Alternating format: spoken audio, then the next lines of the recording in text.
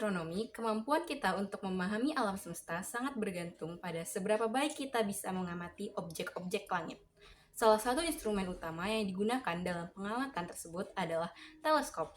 Teleskop berperan sebagai alat pengumpul cahaya yang membantu kita menangkap cahaya dari bintang, planet, galaksi, dan berbagai benda langit lainnya. Dengan teleskop, objek-objek yang sangat jauh dan tampak kecil bagi mata telanjang bisa diamati dengan lebih jelas dan detail. Karena itulah teleskop menjadi fondasi penting dalam perkembangan ilmu astronomi hingga saat ini. Assalamualaikum warahmatullahi wabarakatuh. Tabi pun, perkenalkan nama saya Jelita Ramadhani. Halo teman-teman, jadi di sini kita akan membahas tentang instrumen dalam astronomi terkhususnya teleskop. Nah, sebelum belajar, alangkah baiknya kita berdoa terlebih dahulu. Berdoa dimulai. Agar teman-teman tidak ketinggalan dengan video-video yang sangat bermanfaat, kami lainnya jangan lupa untuk subscribe, komen, dan share ke teman-teman lainnya ya. Terima kasih. Mari kita simak materi lanjutan tentang teleskop. Parameter turunan pada teleskop. Yang pertama adalah magnifasi atau pembesaran. Magnifasi adalah kemampuan teleskop untuk membuat objek tampak lebih besar, dihitung dengan membagi panjang fokus teleskop dengan panjang fokus lensa mata.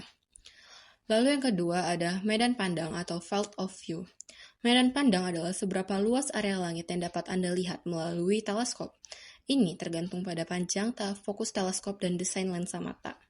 Ataupun rumus perkiraan adalah FOV sama dengan AFOV dibagi dengan M. Nah, untuk lebih lanjutnya, kalian dapat memperhatikan gambar A.1, yang dimana terlihat bahwa magnifasi atau pembesaran tergantung pada perbandingan antara panjang fokus. Yang ketiga adalah resolusi. Resolusi adalah kemampuan teleskop untuk membedakan dua objek yang sangat berdekatan sebagai dua objek terpisah.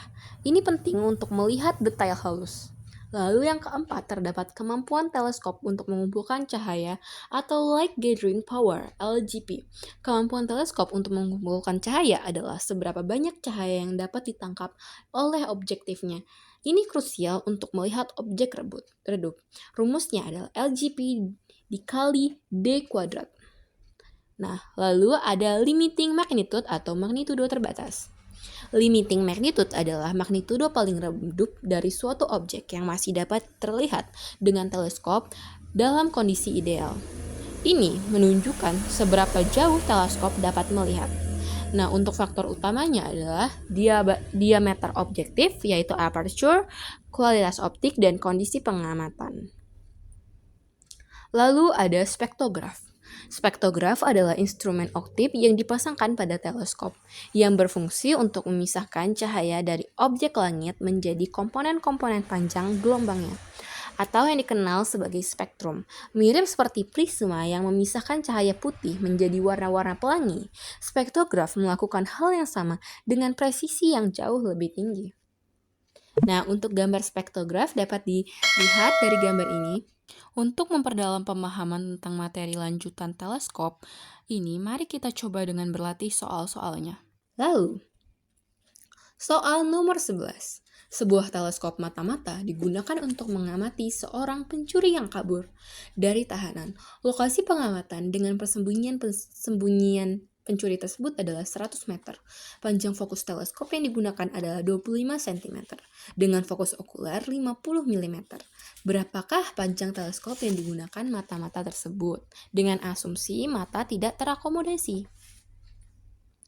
Diketahui FO sama dengan 25 cm, FE sama dengan 50 meter, atau sama dengan 5 cm. Asumsi mata tidak terakomodasi. Ditanyakan panjang teleskop.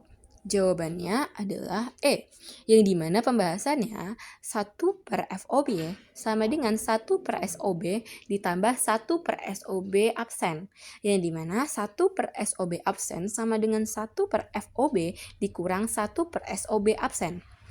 Sehingga S absen OB sama dengan 1 per 25 cm dikurang 1 per 10.000 cm. S absen OB sama dengan 25,063 cm. Nomor 12, sebuah teleskop digunakan untuk mengamati bulan ketika oposisi. Saat itu posisi bulan sedang berada dalam posisi terjauhnya. Jika teleskop yang digunakan adalah sebagai berikut. Tentukan panjang fokus okuler yang bisa digunakan. Diketahui diameter sama dengan 66 mm dan f ratio sama dengan 5,9 sehingga fokus objektif adalah 389,4. Bulan di titik terdekat adalah jarak sama dengan 363 300 km.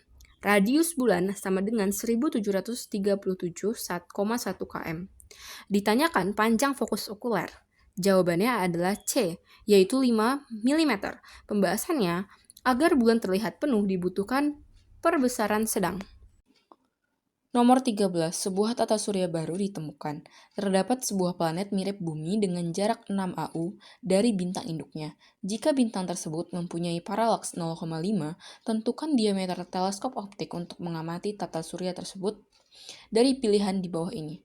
Jadi, diketahui jarak planet ke bintang sama dengan 6 AU, lalu paralaks bintang 0,5. Ditanyakan diameter minimum teleskop untuk mengamati sistem itu. Dijawab E, 5 cm. Pembahasannya, kita menggunakan rumus resolusi teleskop Dawes limit sehingga ditemukan 23,2 cm. Kemudian untuk sudut pisah planet bintang yaitu 3, sehingga theta sama dengan 116 dibagi 3 yaitu 38,7 mm atau sama dengan 4 cm lebih. Sehingga dapat dikatakan diameter minimum adalah 5 cm. Nomor 14. Dari gambar di atas, pilihan di bawah ini manakah baseline yang memberikan resolusi terbaik? Diketahui, semakin panjang baseline antar teleskop, maka resolusi teleskop interfermati semakin tinggi.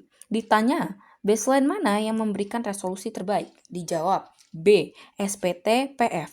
Pembahasannya karena SPT ada di kutub selatan dan PF ada di Eropa bagian utara.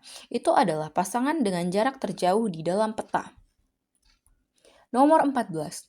Dua awan hidrogen berdekatan diamati dengan menggunakan teleskop radio. Jika teleskop radio mempunyai diameter 30 meter, tentukan jarak sudut minimal dari kedua awan hidrogen tersebut.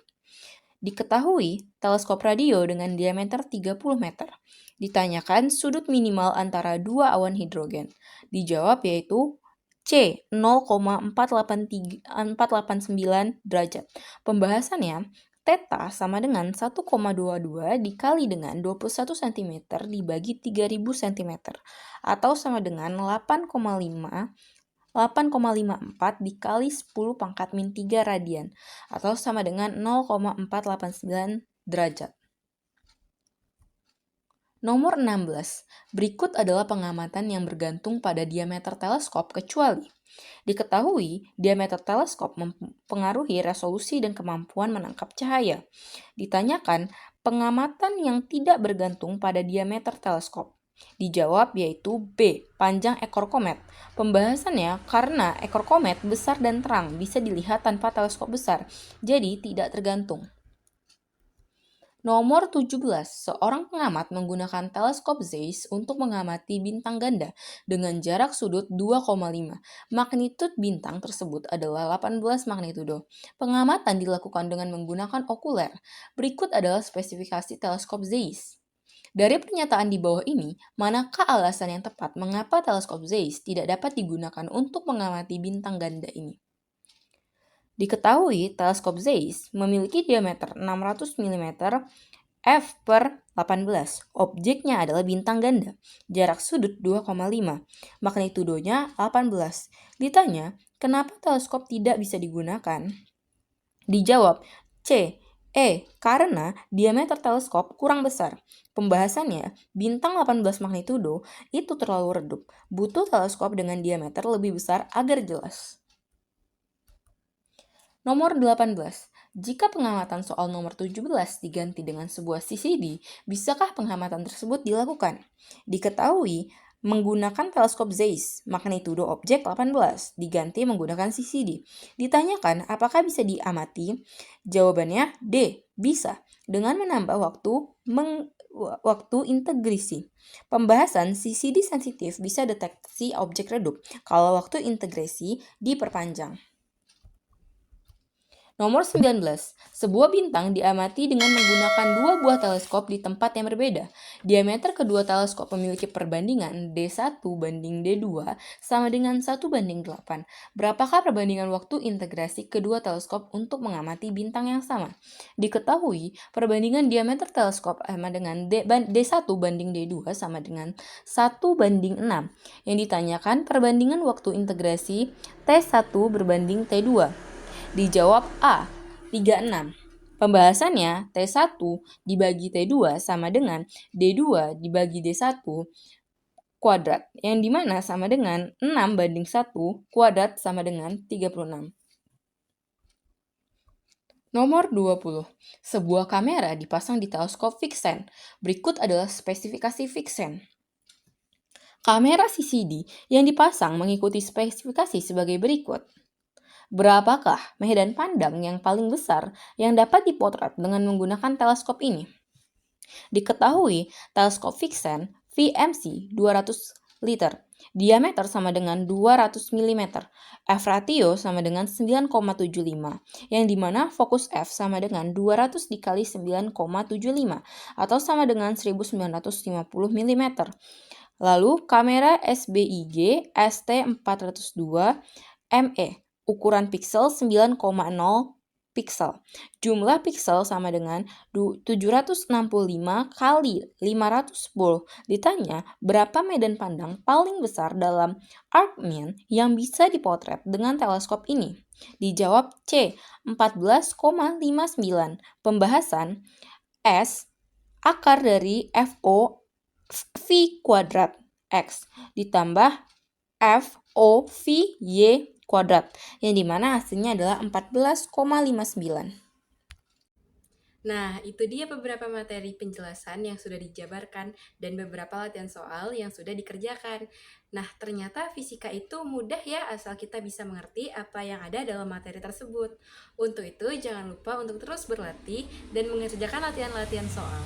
Semoga ilmu yang tadi bisa bermanfaat bagi kita semua ya. Nah, saya akhiri. Wassalamualaikum warahmatullahi wabarakatuh.